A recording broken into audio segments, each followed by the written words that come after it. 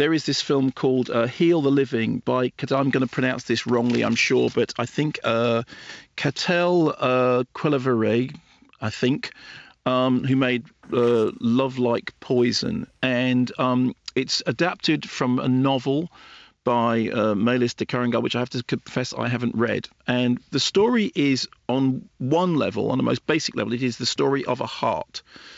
The heart of a young man who, in the film's opening stanza, is involved in a road traffic accident, and whose, organs may then perhaps be used to, as the title suggests, heal the living.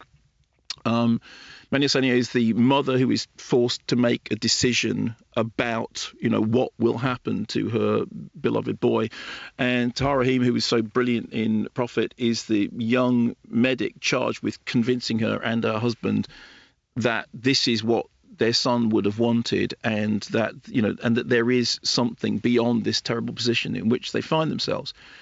The film is really interesting. It juxtaposes, on the one, like documentary, like medical reality, with something which is much more poetic and much more profound. I have to say that there are some scenes in it, some medical scenes, when I thought that what we were watching was actually, documentary footage, or footage that was really done within operating this is so well as it achieved. I've subsequently read interviews with the director in which he said, no, it's all special effects. It's all an illusion, which in many ways is a kind of metaphor for the way the film works itself. It does tread that thin line between, the illusory and the inventive, and something which is factual and absolutely feet on the floor.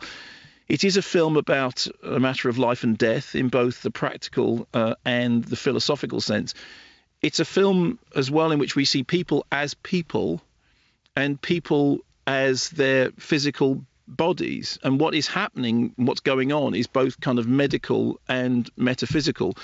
My colleague Wendy Ide interviewed the director, and the director said this. She said, the big challenge was to find a balance between this major story between donation and transplant, and the way I want the film to truant itself, which I think is just such a great phrase, to truant itself, to meander a little. It was really hard to write, to direct, and to edit. And to the very last moment of the edit, I didn't know if it was working.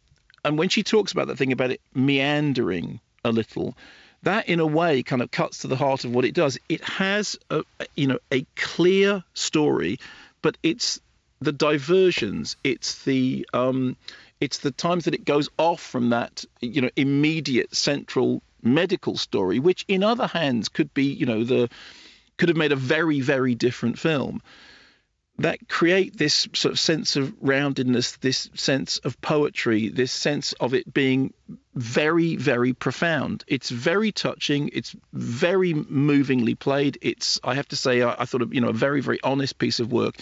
And it was one of those films in which, whilst you were watching it, you kind of almost thought, I'm really impressed by just how much this is managing to do all at the same time.